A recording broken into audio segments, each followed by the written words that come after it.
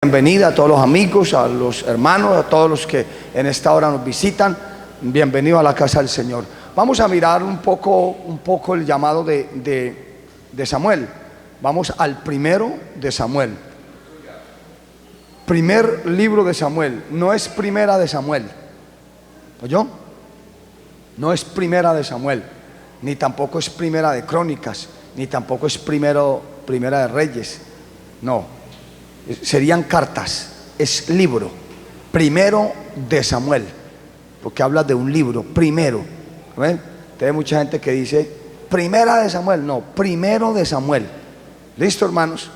Sí podemos decir primera carta de Juan, segunda carta de, sí, ahí sí se puede porque es carta, este es el libro. ¿Listo? Primero de Samuel, capítulo 3. Vamos a mirar, hermano, un poco aquí la vida de este joven, aleluya, y vamos a mirar el verso 1 y leamos hasta el verso 4. ¿Listo? Dice así la palabra. Primero de Samuel, capítulo 3, verso 1 al 4. El joven Samuel, ayúdele a buscar el que tiene a su lado. El joven Samuel ministraba a Jehová en presencia de Elí, y la palabra de Jehová escaseaba en aquellos días. No había visión con frecuencia. Y aconteció un día que, estando Elí acostado en su aposento, cuando sus ojos comenzaban a oscurecerse, de modo que no podía ver, Samuel estaba durmiendo en el templo de Jehová, donde estaba el arca de Dios, y antes que la lámpara de Dios fuese apagada, Jehová llamó a Samuel y él respondió: heme aquí. Oramos. Padre, te damos gracias por tu palabra. Tu palabra es preciosa, tu palabra es maravillosa. Pedimos que nos hables y nos ministres y nos enseñes a través de tu palabra, y permita que tu palabra sea una bendición. Aleluya, glorifícate de una manera especial. Gracias te damos, Dios mío. Dame, te ruego, la gracia, la sabiduría, la palabra que tu pueblo, que tu iglesia necesita. Reprende y neutraliza toda obra del mal, de las tinieblas. Bendice a tu pueblo, a tu iglesia, a todos los que nos ven a través de los medios. Bendíceles también con tu palabra, para la gloria y honra de tu nombre. Gracias te damos, Dios. Amén y amén. Tomen su lugar, amados hermanos. Aleluya. Bendito el nombre del Señor. Salude al que tiene a su lado, porque ahorita de pronto se acaba y no tiene tiempo. Salúdelo y que Dios le bendiga. Bienvenido. Gloria a Dios. Qué bueno es el Señor. Maravilloso el nombre del Señor. Salúdelo con gozo, con alegría. Ríase con Él. Ríase con Él, hermano. Amén. Recuerde que la Biblia dice: saludaos los unos a los otros. De pronto hablamos del saludo. Es importante. Amén. Gloria a Dios. Vamos a hablar, hermano, allí en el verso 4. Jehová llamó a Samuel. Amén. Vamos a ponerle un título: ¿a quién llama Dios? Amén. ¿A quién llama Dios? Es bien sabido que Dios llama a todo mundo, pero hay ciertos llamados. Número uno, vuelvo y le digo, pues no tendría tiempo, pero así para que usted vaya entendiendo. Dios nos ha llamado para muchas cosas. Está el llamado para salvación. Dios nos llamó para que fuéramos salvos. Está el llamado para, así corriendito, está el llamado para santificación. Dios nos llamó para que seamos santos. Amén. Está el llamado para servir a Dios, y podemos servir a Dios de muchas maneras. Hay muchas formas de servir a Dios. No solamente servir a Dios es para predicar, para enseñar. No, también Dios nos llama para que sirvamos en muchas áreas de la vida cristiana y de la iglesia. Usted puede servir aseando el templo. Eso es un servicio. De hecho, lo dice la Biblia. Usted puede servir como portero. Usted puede servir recolectando la ofrenda. Usted puede servir apoyando en un campo blanco. Usted puede servir haciendo las actividades de la iglesia. Usted puede servir evangelizando. Usted puede servir en la forma económica. Usted no puede predicar y ir a otra parte por su trabajo, pero usted puede hacer un servicio apoyando para que otros lo hagan. Y etcétera, etcétera. Hay muchas formas de servir. Amén. Y Dios nos llamó, recuerde, número uno, para ser salvo. Dios no nos va a llamar a servirle si primero no nos salva. Tiene que haber salvación primero. Tampoco Dios nos va a llamar a servirle si no nos santificamos.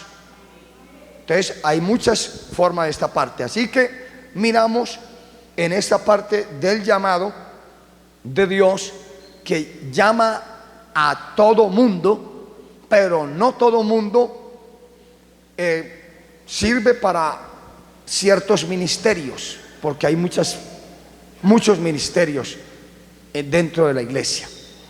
Miramos nosotros en este libro de Samuel y nos damos cuenta que había un tiempo de apostasía terrible. Apostasía quiere decir que estaban en contra de Dios. Se estaban haciendo las cosas contrarias a las que Dios manda. Y usted mira que el periodo de los jueces, que eran personas que Dios utilizaba para salvar al pueblo de Dios, para ayudarlo. Por ejemplo, Sansón, que nos predicaban que día mi esposa, fue un juez. Y hubo muchos jueces. Samuel también fue un juez. Pero es sorprendente que terminando el periodo de los jueces, usted encuentra, por ejemplo, terminando el libro de los jueces, el capítulo 21 de jueces, atrasito de Samuel está Ruth y después está jueces. Usted va a encontrar un versículo que nos pone muy en alerta, y es el capítulo 21 de jueces, verso 25. Mire este versículo. En estos días, gloria a Dios, dalo ahí. En estos días no había rey en Israel. Dice que no había rey en Israel. Dice, cada uno hacía lo que bien le parecía. O sea, y es ahí donde cada uno hace bien lo que le parece y no consulta ni pide dirección a Dios, que es donde entra esta familia que hace lo que le parece. Y es el caso de Ruth y Noemí, el caso de esta familia que se van de Belén, que significa la casa del pan, y se van para Moab, que significa la casa de los demonios. Increíble. Hay un momento en el verso 1 del capítulo 1 del libro de Ruth. Dice, aconteció en los días en que gobernaban, ¿quiénes? Los jueces, que hubo hambre en la tierra, y un varón de Belén de Judá fue a morar en los campos de Moab, él y su mujer y 2 hijos suyos. El nombre de aquel varón era Elimelech, y el de su mujer Noemí, y los nombres de sus hijos eran Malón y Kelión, efrateos de Belén de Judá. Llegaron pues a los campos de Moab y se quedaron allí. Y murió Elimelech, marido de Noemí, y quedó ella con sus 2 hijos, los cuales tomaron para sí mujeres moabitas. El nombre de una era Orfa y el nombre de la otra Ruth, y habitaron allí unos 10 años, una década. Verso 5. Y murieron también los 2 hijos, Malón y Kelión, quedando así la mujer desamparada de sus 2 hijos y de su marido. Increíble, pero al irse y hacer lo que bien le parecía, irse sin pedir dirección, esta mujer se fue para buscar mejores horizontes, pero por no consultar a Dios, pedir dirección a Dios, hermano, ella misma dice, yo me fui llena y volví con las manos vacías. Perdió a su esposo y perdió a sus 2 hijos. Como dice el adagio, salió de Guatemala y se fue para Guatepeor. Tremendo eso. Claro, como hacen lo que bien les parece, entonces se van y mire lo que les sucedió. En ese tiempo difícil, y lo que muestra el libro de Ruth es esta triste historia, pero terminando el libro de Ruth también quiere mostrarnos lo que es la descendencia de David, el rey David, de donde vendría también el Mesías. Pero usted viene al 1 de Samuel, en el capítulo 1, y se va a encontrar que, así corriendito, hermano, para que usted capte la idea, pero el capítulo 1 de 1 de Samuel encuentra usted el nacimiento de Samuel. El nacimiento de este niño fue un nacimiento milagroso. Desde el principio de su nacimiento estuvo la mano poderosa de Dios. Ya Dios tenía un plan con este muchacho, con Samuel. Dios ya lo tenía un plan. Usted encuentra en Jeremías el capítulo 1, versos 5 y 6, que Dios le dice a Jeremías: antes que te engendrase en el vientre de tu madre, antes que naciese, te conocí y te di por profeta a las naciones. ¿Cuánto le damos un aplauso al Señor en esta hora? Tanto como Samuel, como con su vida que está aquí escuchando esta palabra, antes de que usted naciese, ya Dios lo tenía escogido para que escuchara la palabra de Dios y para que le sirva a él. El problema es que usted de pronto no lo ha hecho, no se ha dispuesto, como nos veíamos en el video, no se dispone, le da prioridad a otras cosas. No es de Dios, el problema es de usted. Pero todos los que estamos aquí, de una u otra manera, ha sido un propósito de Dios. Usted no está aquí, permítame decirle, amigo y hermano, usted no está aquí, y a los que nos ven a través de Facebook, y a los que nos ven a través de YouTube, y a los que nos ven a través del canal de televisión AzoTV, no es una coincidencia. En Dios no existen coincidencias, sino propósitos. ¿Cuánto le damos un aplauso al Señor en esta hora? Aleluya. Miren, hermanos, usted mira entonces que el verso 1 de 1 de Samuel dice: hubo un varón de Ramataín. O sea, Ramataín es, para que usted me entienda, de Rama, la ciudad de Samuel, de Sofín, del monte de Efraín, que se llamaba Elcana, hijo de Jeroam, hijo de Eliú, hijo de Tou, hijo de Sub Efrateo.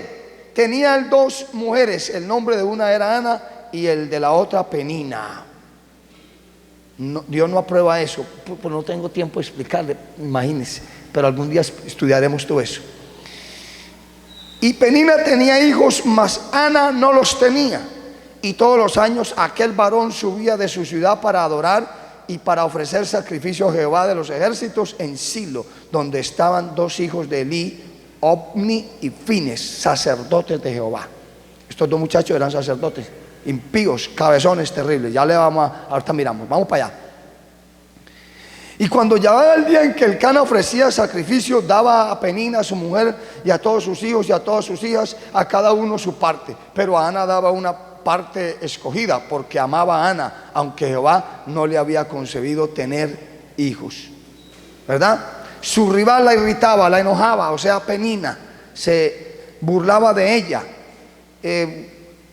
porque pues para estos entonces el no tener hijos se consideraba como una mujer maldita de parte de Dios. Al no darle hijos se consideraba así. No era el caso, pero así se veía, y llegó a suceder así en algunos casos, no en todos los casos. Bueno, usted ve que esta mujer llamada Ana es una gran mujer de Dios.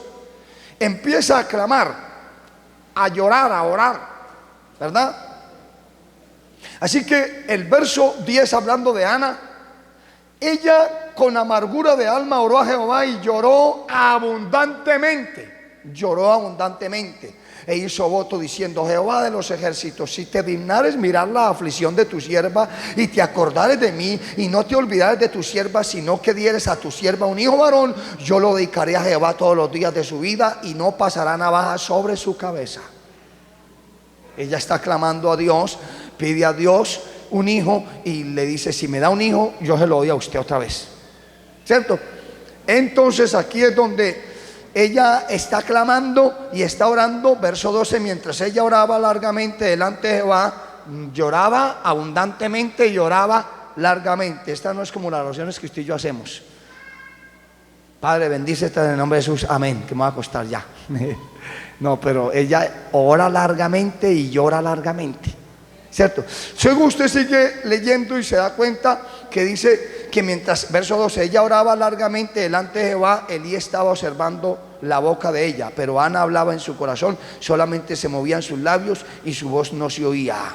Esto es un clamor, porque se puede orar también así en un quebrantamiento sin hacer mucho ruido y mucha bulla. Y hay que ser prudentes. Los hermanos que están haciendo oraciones en las mañanas, ojo aquí, no me quiero meter porque le enseño por ahí cómo es que se hacen las cosas según la Biblia, porque a veces, hermanos, se hace oraciones y se hacen unos ruidos todos raros que asustan a la gente.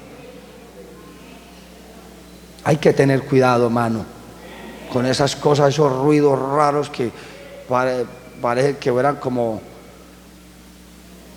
bueno, como usted ya sabe.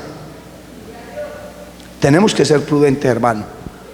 Hay momentos donde uno puede orar y clamar, sí, está bien, pero ahorita, hermano, tenemos que mermarle a esto porque la gente se ha estado levantando un poquito. Vamos a tocar que mermar las vigilias, bueno, complicado. Y tenemos que tener cuidado, o sea, que los hermanos que oran tanto en las noches, en las mañanas, sean prudentes al orar. Ore como dice Pablo, oraré con el espíritu, pero oraré también con el entendimiento. Y no me quiero meter, hermano, ahí porque sí, hermano, ore que sea claro su oración. No ore haciendo como una ambulancia. No haga eso. Ore con el entendimiento, que se escuche lo que usted está orando. Pues apenas 2 dijeron amén, pero usted sabe lo que yo le quiero decir. Mira, ella dice, no movía ni siquiera sus labios. Ella estaba en un quebrantamiento, tanto que Elí pensó que ella estaba ebria. Entonces es muy importante que yo ore. O sea, yo no puedo empezar a orar, hermano. Si usted me ve aquí, hermano, haciendo una oración y empiezo a hacer unos ruidos raros y no soy específico en lo que oro. Y por eso dice, Pablo dice que el que está a mi lado, si yo no oro con el entendimiento, ¿cómo dirá el amén a tu acción de gracias? No sabe lo que has dicho. Entonces yo tengo que orar. Si estamos haciendo una oración por algo, ejemplo, vamos a orar por el barrio, soy claro, Padre, en el nombre de Jesús te pedimos en esta hora, estamos aquí reunidos, oramos por tal y tal petición, te pedimos por tal familia, te pedimos por tal persona, te pedimos que metas tu mano, etcétera, etcétera. Pero yo empiezo como una ambulancia.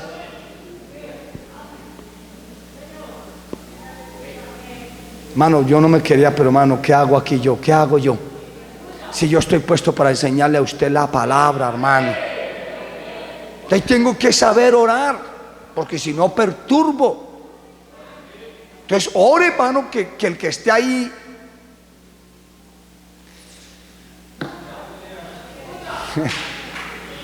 Usted sabe que yo le muestro por la Biblia, usted sabe que es verdad, hermano. A mí no me gusta hablarle nada que no esté en la Biblia. Yo a veces tengo alguna cosa y tengo algún versículo y se me olvida. Yo voy y le digo, bueno, venga a buscar tal versículo, venga, búsquemelo, porque yo debo demostrar lo que yo estoy enseñando, hermano. Entonces tenemos que tener cuidado, hermano, por favor. Tengamos cuidado, hermano. Hay gente que llega a la iglesia y por eso Pablo dice que si yo no oro con el entendimiento, pues entonces el que está ocupando el lugar de simple oyente, ¿cómo va a decir el amén a mi acción de gracia? Él dice, no sabes lo que has dicho. O sea, llega una persona a nuestro... Mira, hermano, llega gente nueva. Yo le estoy diciendo a usted, hermano, que mira, aquí me va a tocar dar un poco de mensajes para poder llegar al punto que yo quiero llegar, hermano, créame. Y no es hablando por agarrar. Usted no ve que yo cojo un versículo, hermano, y digo, hermano, y bueno, hago un paréntesis, hermano, y cuando yo era niño, hermano, yo recuerdo que mi mamá, ni pañales tuve yo. A usted no le interesa eso, hermano. Nosotros venimos a escuchar la palabra de Dios. ¿Cuántos vienen a escuchar la palabra de Dios, hermano? Esa es la palabra de Dios. Busquemos ese texto que dice que pues oraré con el Espíritu, pero oraré también con el entendimiento. No estoy utilizando este momento para tirarle vainas a nadie. Me abrió el espacio la palabra. Mírenlo ahí. Porque estamos hablando de una oración largamente, pero de una forma prudente y sabia. Amén, hermanos. Te pueden hacer oraciones largas, pero de una forma prudente. ¿Qué pues? Oraré con el Espíritu. Mire ahí. Pero oraré también con el entendimiento. ¿Verdad? Yo tengo que orar con el Espíritu, pero debo de orar con el entendimiento, porque entra una persona. Mire, hermano, todos aquí los que llegamos, o a lo menos a mí me pasó que yo llegué por primera vez a la iglesia y yo no sabía nada. Pues yo llego por primera vez a la iglesia y empiezo a hacer lo que veía que hacía otro a mi lado. Y yo le digo la verdad, yo no sabía. Yo llegué por primera vez y vamos a orar. Y como al segundo culto, como en el primer culto, yo era ahí callado mirando, y yo miraba a todo el mundo como hace así los amigos cuando llegan por primera vez, que son así como el búho. Y uno los entiende, ¿verdad? Así como el búho, y uno ve que uno canta y otro ora, y porque usted sabe que cuando Dios, hermano, se manifiesta y nos toca, pues hay diferentes reacciones. Unos cantan, otros lloran, otros hacen palma, otros se humillan. Amén. Es el momento que estamos sintiendo en la presencia de Dios. Yo creo en eso, en la manifestación del Señor. Dios es un Dios vivo y venimos a adorar a un Dios vivo. ¿Sabes lo que decía, hermanos? Así que yo llegaba y escuchaba a uno que oraba, decía, y yo veía que él decía, Padre Santo, en el nombre de Jesús, ayúdame. Yo le decía, Padre Santo, en el nombre de Jesús, ayúdame. Yo también decía, o sea, yo quería aprender. ¿Sí me entiendes? Entonces, pero hermano, si yo me hago a un lado y todo el mundo está así, pues a mí me hubiera tocado también hacer, porque pues, imagínese usted. ¿Sí está entendiendo, hermanos? Entonces, como el que está a mi lado va a aprender, ¿verdad? Siga leyendo. Porque si bendice solo con el Espíritu, el que ocupa el lugar de simple oyente, es una pregunta que Pablo dice a los Corintios, ¿cómo dirá el amén a tu acción de gracias? Pues no sabe lo que has dicho. Mire la Biblia como declara aquí, hermano. Esto es la palabra de Dios. Esto no lo tome personal. Esto es la palabra de Dios, hermano. Déjese enseñar. La hermana, empezando el culto misionero, dijo, Dios nos habla y nos habla a través de la palabra del Señor. Y eso es un amén para mí, 100% es así. Porque Dios nos habla a través de la palabra y nos instruye. Ah, no sabía. Amén, tranquilo, no sabía. Déjese enseñar y obedezca. ¿Cuántos dicen amén, hermano? Déjese enseñar. No se preocupe, que para eso estamos aquí, estamos aprendiendo. Llegamos a la iglesia, no sabemos muchas cosas, pero Dios ha puesto una persona al frente que lo usa y le da la palabra para que nos enseñe y nos capacite. La iglesia es el colegio, la iglesia es la universidad. Bueno, regresémonos acá. La iglesia es la guardería, la iglesia es el kinder, la iglesia es la primaria, la iglesia es etcétera. Y la iglesia va, claro, dependiendo del ministro que tenga, hermano, si se mete con la palabra, pues va a ir escalando ahí, enseñándole al pueblo. Pero venimos a la iglesia a aprender. Así usted puede estar viejito, arrugadito, y le toca aprender, hermano. Usted puede ser un viejito y puede ser el médico de los médicos, y puede tener una especialización, qué bueno, y un cardiólogo con tremenda especialización, hermano, y eso abre el corazón, hermano, y lo saca y lo quita y le pone unas válvulas, o neurólogo y coge el cerebro y lo saca, hermano, qué bueno, y es especial y es tremendo neurólogo. Pero si viene a la iglesia, le toca dar los primeros pasos para aprender de la palabra, porque usted es neurólogo, pero yo soy pastor de la palabra del Señor. ¿Cuánto bendicen el nombre del Señor, hermano? ¿Cuánto le damos un aplauso a Dios? Así funciona esto. Sí. Eso es así.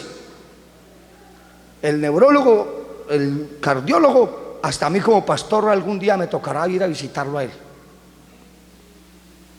Porque él tiene su arte. Voy, hermano, ay, ¿qué pasó, pastor? ¿Qué pasó?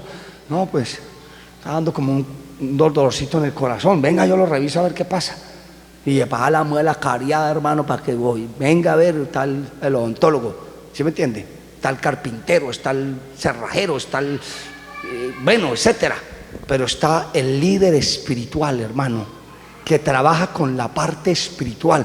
E inclusive los psicólogos, psiquiatras, gente, hermano, muchos de ellos, métase usted, busca, verá que muchos de ellos han tenido pacientes que los han trabajado y ellos mismos los han, hermano, los han dirigido y le han dicho a la persona: el problema que tiene este muchacho, yo le busco y le busco, tiene un problema espiritual. ¿Por qué no va y lo lleva a una iglesia evangélica?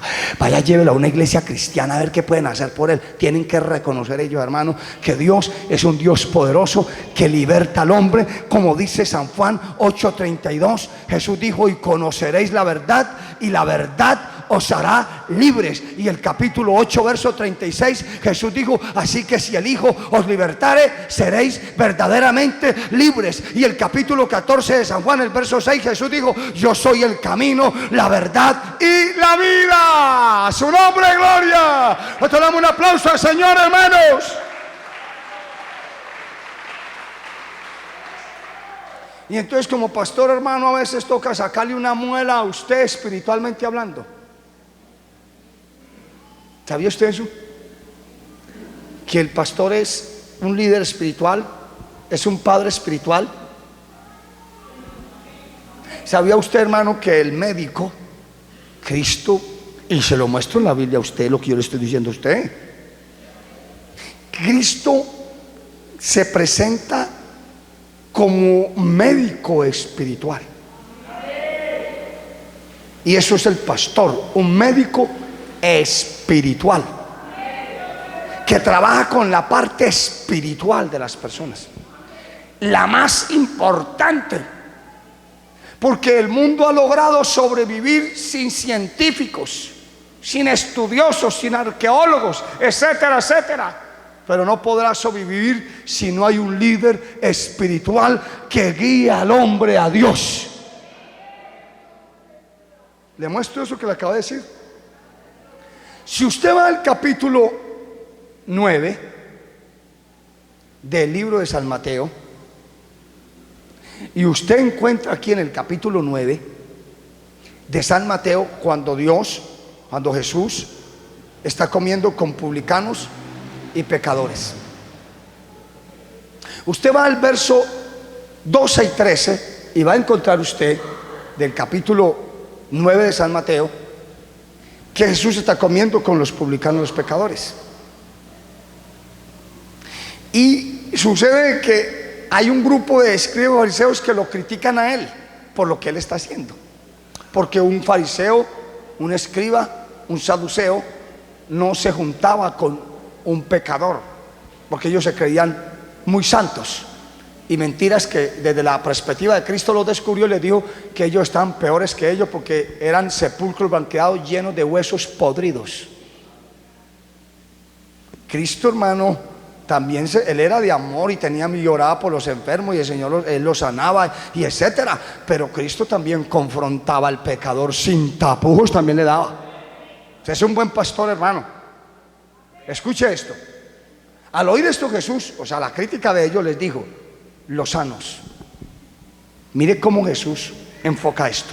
Número uno, los sanos, una figura. Los sanos no tienen necesidad de enfermo, de médico, perdón. Los sanos no tienen necesidad de médico.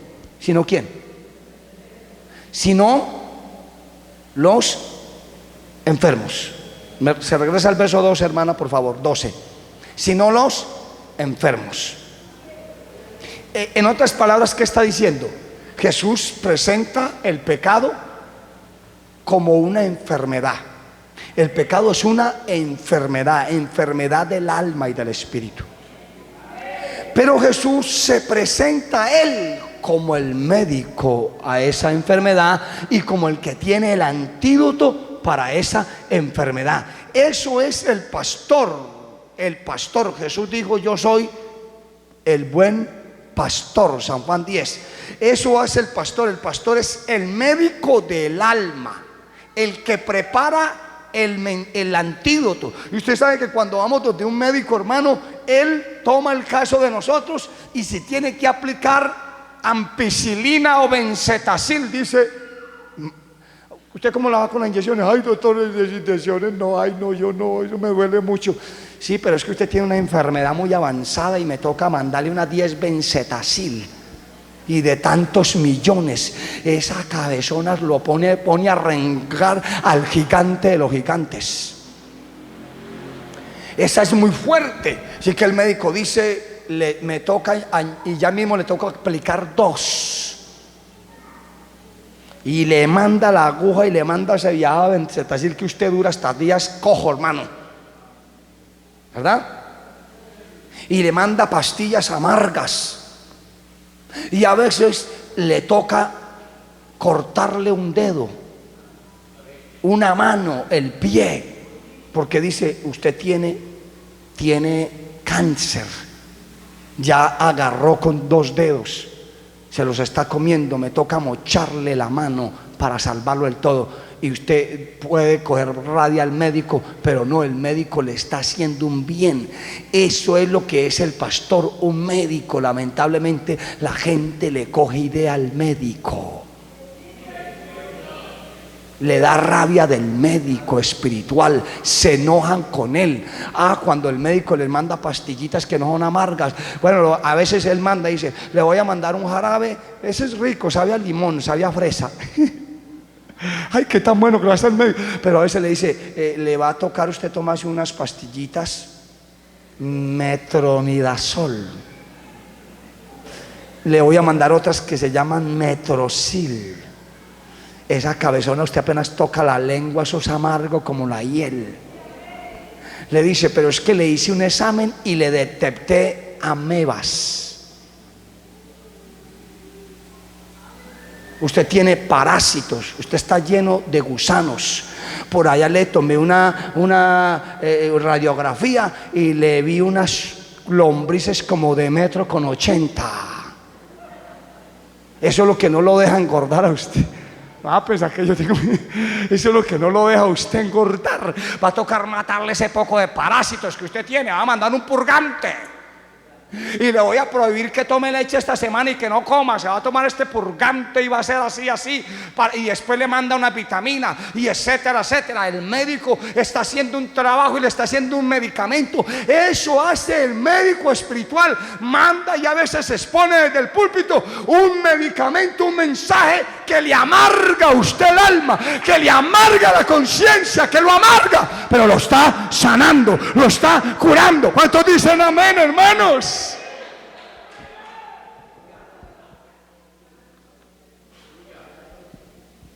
Porque si no es así, hermano, se pudre la iglesia. Y como decía la hermana Eugenia, en la misma iglesia gente perdida.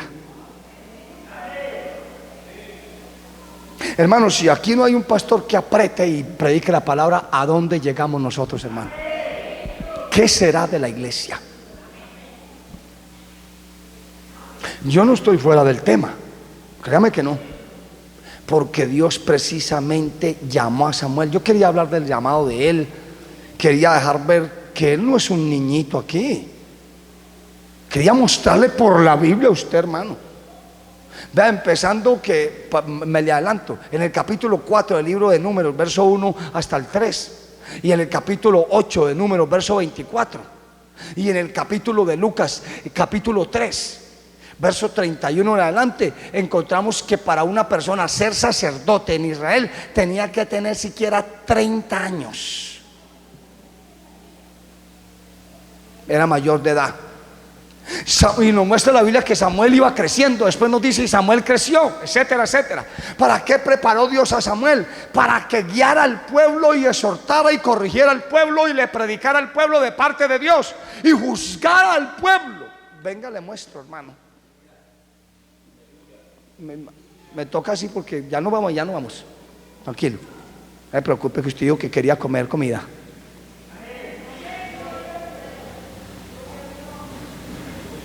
capítulo 4, avanzando, hermano, verso 1.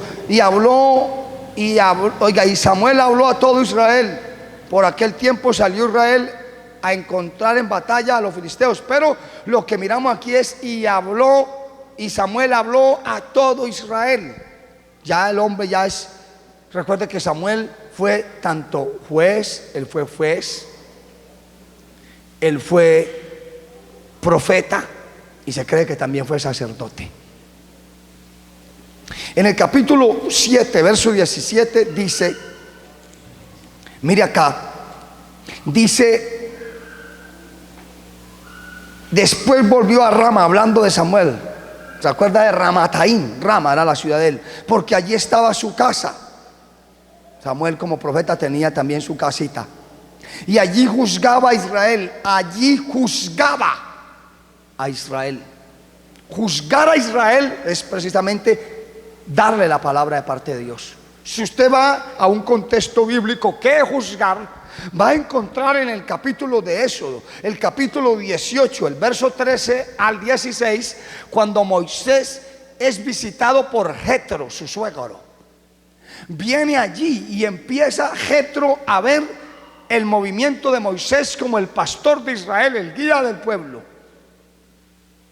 Y Jetro se pone a ver que Moisés se sienta desde la mañana hasta la tarde, y todo el pueblo venía a Moisés, dice así, para consultar a Jehová. Amén.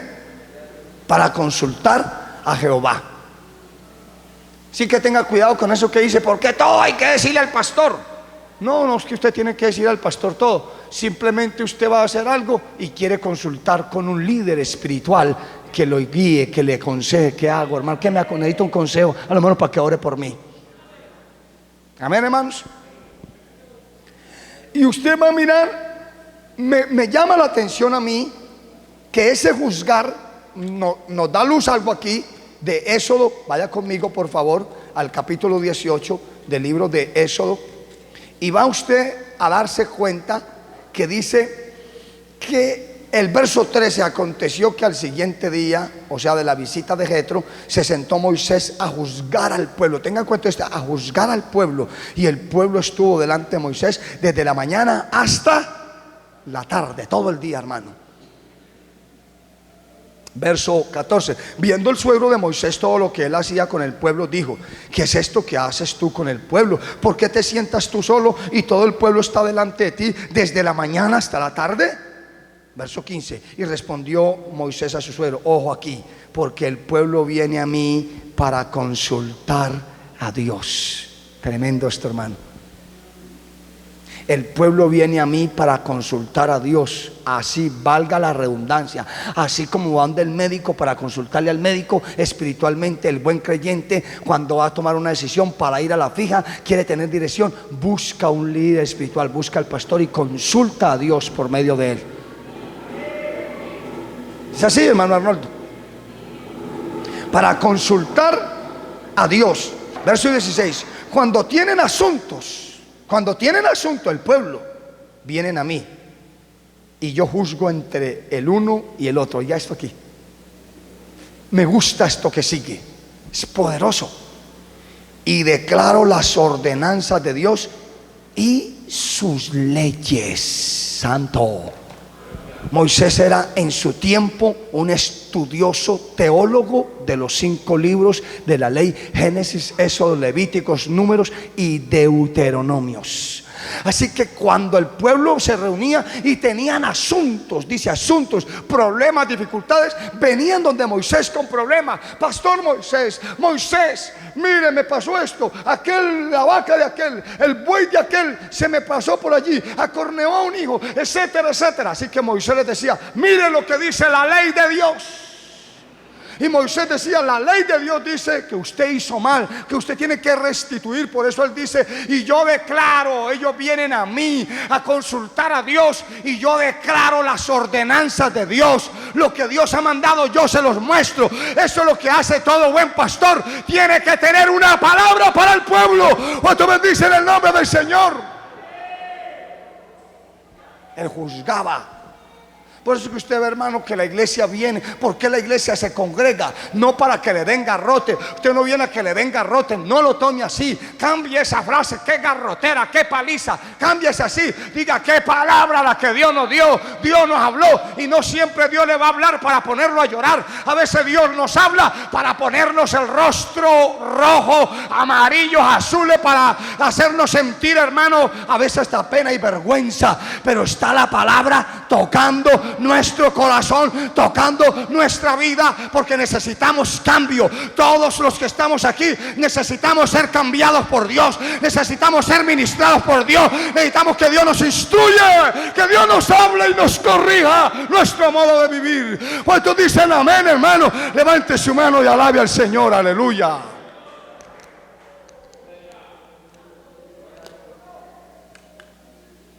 Y claro, y este trabajo no es fácil.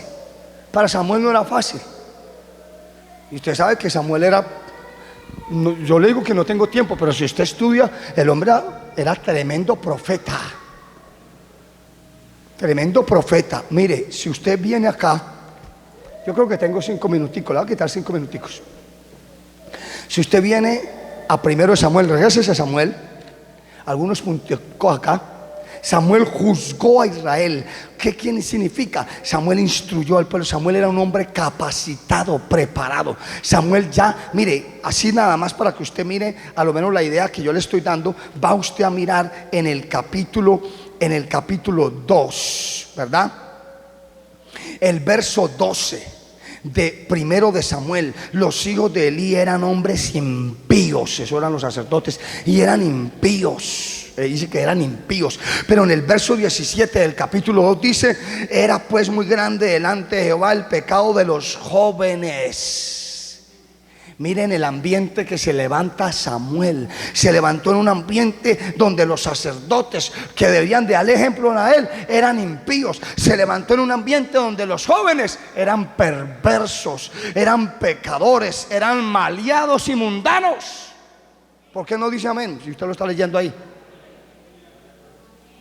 Es en ese ambiente donde dice el verso 18: y el joven Samuel ministraba en la presencia de Jehová vestido de un efod de fino. El efod, hermano, eso dice, era una prenda santa que se ponían los sacerdotes para ministrar a Dios. Inclusive lo utilizaban para consultar a Dios. Amén. Ahí está en el capítulo 28 de Éxodo, versos 6 al 14, pero usted lo anote en su casa, lo lee. Listo. Lo quiero llevar aquí a un puntico aquí. El verso 26: y el joven Samuel iba, ¿qué? Creciendo. ¿Dónde crecía? En medio del pecado, de la mundanalidad, de la situación caótica, inhóspita, difícil de los jóvenes. Este muchacho se mantenía. Sí se puede mantenerse fiel y firme, así otros que estén a nuestro lado anden mal. Eso no es excusa para decir: pero es que yo no puedo crecer. Esta situación de estos que andan, esto tanto maleado que hay en la iglesia, mire fulano de tal, mire fulano de tal. Eso no es excusa. El hombre y la mujer de Dios dice: yo me guardo, así él no se quiera guardar. Yo voy a ser diferente, así él no sea diferente. Eso tomó Samuel. Samuel dijo: yo voy a ser diferente, aunque los hijos de Elí, que son sacerdotes del sumo sacerdote, deberían de darme ejemplo. Eso tampoco lo puso a criticar, ni lo puso a murmurar. Samuel nunca dijo: yo no voy a seguir. Esto se dañó aquí en la iglesia, la obra se dañó. Samuel no dijo: los hijos de Elí, la gente espiritual que debía darme ejemplo, se dañaron. Si se dañó tal persona tan grande, yo no voy a ser capaz. Esto me robó fuerza. Samuel no está diciendo eso. Samuel está diciendo que se daña el que quiera, que se vinagre el que quiera. Yo sigo ministrándole a Jehová, yo sigo dándole gloria y honra a él, a su nombre. Porque hay gente que saca excusa, hermano, y dice que para yo ser como fulano. No, aquí tenemos un mal ejemplo perverso, terrible. Pero este muchacho está mostrándose fiel en medio de esa situación, en medio de ese momento difícil, hermano. El joven Samuel iba creciendo, verso 26 del capítulo 2 de primero de Samuel, y era acepto delante de Dios y delante de los hombres. Tenía un buen testimonio ante Dios. Dios lo aceptaba. Esta frase es muy profunda. Era acepto delante de Dios. ¿Es usted acepto delante de Dios, hermano? No me diga nada. ¿Cómo vive usted delante de Dios? Que Dios nos conoce. ¿Es acepto usted delante de Dios o es acepto nada más delante de los hombres? Esto es una preguntita que nos hace poner un minutico de silencio. Él era acepto delante de Dios y delante de los hombres. Amén, hermanos. Aleluya. El capítulo 3, verso 19 dice: y Samuel creció. Y Samuel creció. Llegó a una edad ya. Creció y Jehová estaba con él. Y mira lo que dice: y no dejó caer a tierra ninguna de sus palabras. Ojo aquí el verso 24. Verso 20. Y todo Israel desde Dan era el extremo norte de Judá. O sea, eran los lugares fronterizos. Todo Israel desde Dan hasta Beerseba conoció que Samuel, Beerseba era el extremo sur, las partes fronterizas. Y usted ve y que todo Israel desde Dan hasta Beerseba conoció que Samuel era fiel profeta de Jehová. Por eso en el capítulo 4 de 1 de Samuel, voy corriendo, verso 1 dice: y Samuel habló a todo Israel. Hermano, no podemos dar un mensaje y ver buenos resultados si primero no hemos crecido en las cosas de Dios, si primero no hemos demostrado que somos fieles, si primero no hemos demostrado que somos diferentes a los demás, no vamos a lograr nada.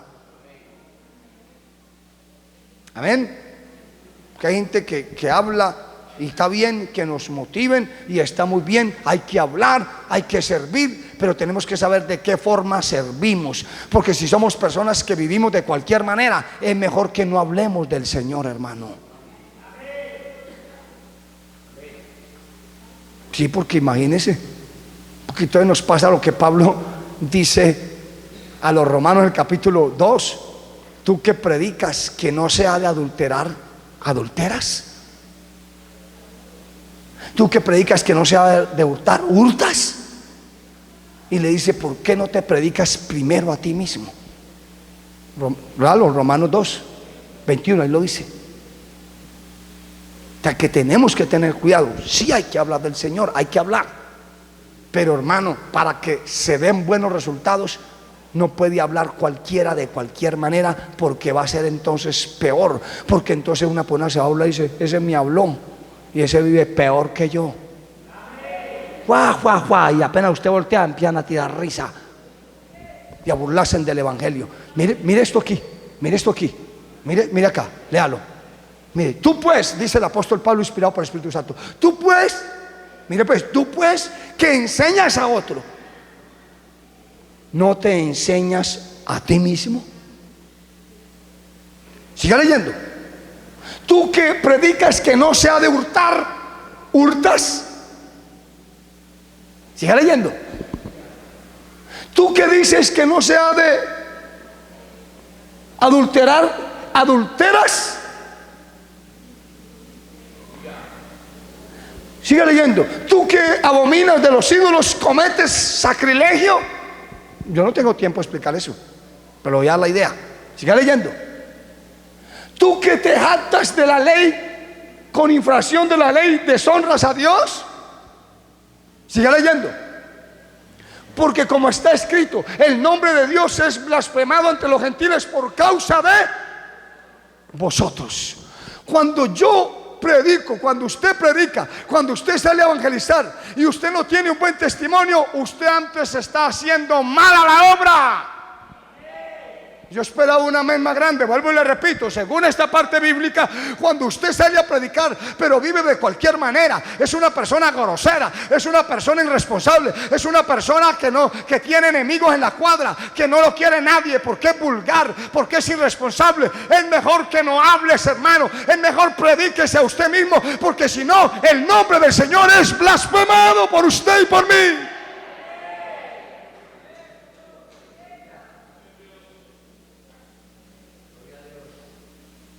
En serio.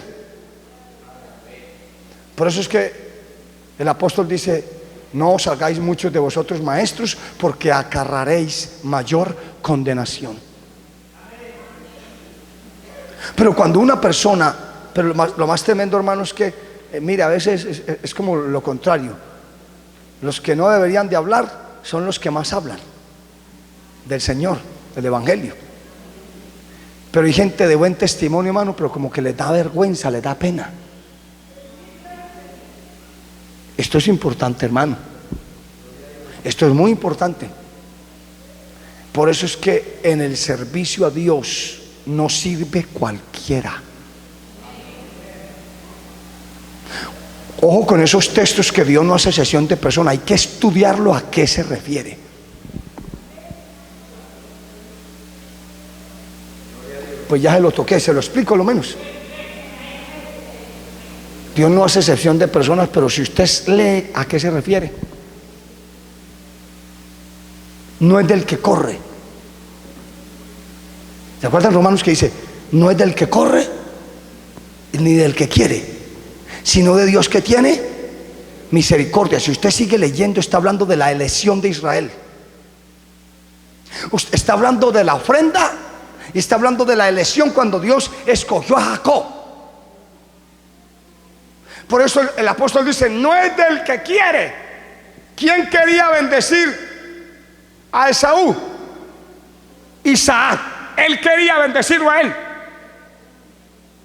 ¿Quién salió corriendo a buscar ofrenda, cacería, para que el papá lo bendijera? Esaú. No es del que quiere Isaac, que quería bendecir a Esaú. No es de Esaú que sale corriendo buscando la ofrenda: papá, ya traje la casa. Sino de Jacob, que Dios tuvo misericordia de él. El texto se refiere a una elección para un ministerio. No es del que quiere. Isaac quería bendecir a Esaú. No es del que corre. Esaú salió corriendo a buscar la casa, sino de Dios que tiene misericordia de Jacob. ¿Cuánto bendicen el nombre del Señor, hermano? ¿Cuánto le damos un aplauso al Señor en esta hora? A veces malinterpretamos las cosas y hay que tener cuidado, hermano, porque para esto es muy importante, hermano. Para ganar, el que gana almas es sabio, pero necesitamos, hermano, ser una persona que antes de hablarle a otro, antes de predicarle a otro, dice el apóstol Pablo, nos debemos de predicar a nosotros mismos. Antes de yo ir a predicarle a otro, primero me tienen que haber predicado a mí y yo predicarme a mí mismo. Tiene que haber un cambio en mí, tiene que haber una transformación en mí, tiene que haber una persona que sea diferente, de buen testimonio, como dice 1 de Timoteo capítulo 3 verso 7. Es necesario que el que hable, que el obispo, que el que predique sea de buen testimonio, tenga buen testimonio de los de afuera, para que su palabra no caiga en descrédito. Que digan, tendrán que hablar, eso sí, que digan cosas mintiendo. Una hermana, después terminamos el culto y se me acercó y me dijo: es que pasó este y este problema, y ella me estaba pidiendo dirección, que yo le ayudara cómo se salía del problema. Yo le dije: ¿cómo se salió? Y así. Yo le dije: bueno, si vuelve a tener la oportunidad, haga esto. Yo le expliqué. Ella me dijo: es que hablaron mal de un pastor aquí cerquita, que no, vino una persona. Y le dije: número uno, usted tiene que mirar que esa persona que dijo es una persona impía, cabezona. Mírenle. Número dos, le dije: mire lo que dice 1 Timoteo capítulo 5 verso 20: contra un anciano no admitas acusación si no tiene 2 o 3 testigos. Y la Biblia también dice que el que propaga calumnia es falto de entendimiento. ¿Cuánta gente, hermano, riega calumnia, pero fue por lo que escuchó? A él no le consta nada. Y toda persona es inocente hasta que se le demuestre lo contrario.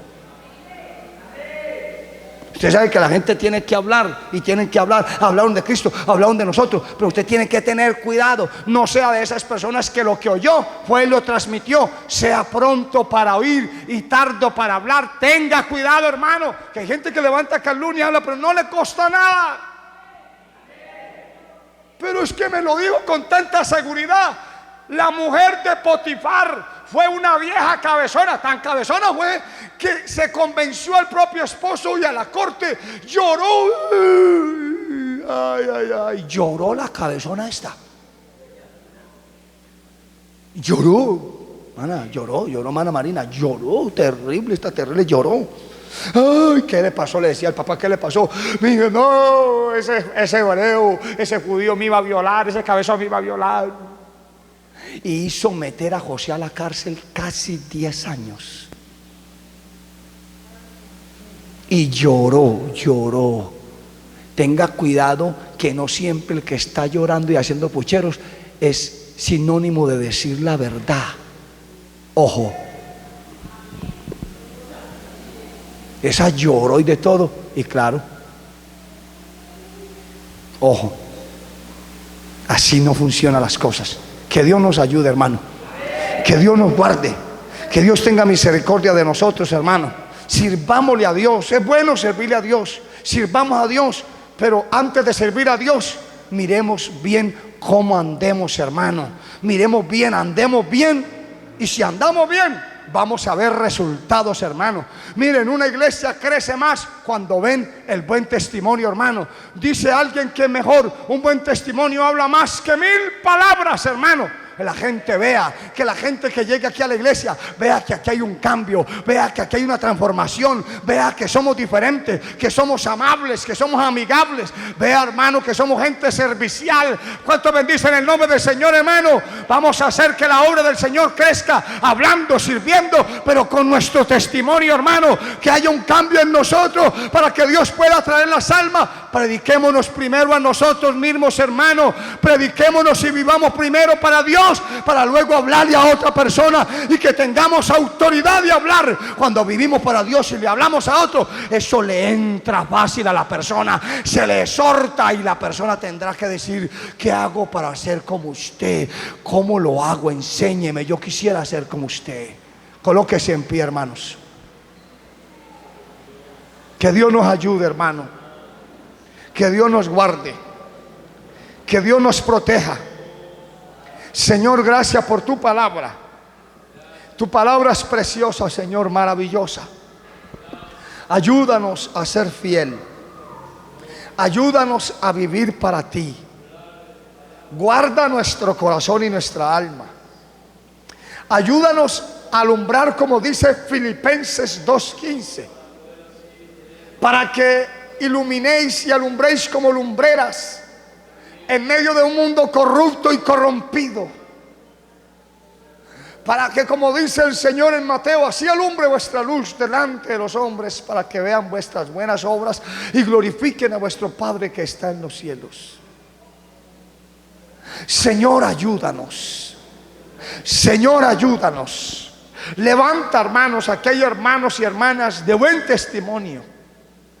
Aquellos hermanos y hermanas fieles a ti, Señor, humanos común y corriente, pero son fieles, que si ellos hablaran, su palabra sería aceptada, porque los distinguen y los conocen que son personas rectas, fieles en sus tratos, en sus negocios, cumplen con sus deberes. Quita ese miedo, ese temor de hablar de ti. Y a los que quieren hablar pero andan de cualquier manera, ayúdalos a solucionar sus problemas primero, a cambiar sus vidas, Padre. En el nombre de Jesús de Nazaret, bendice tu iglesia.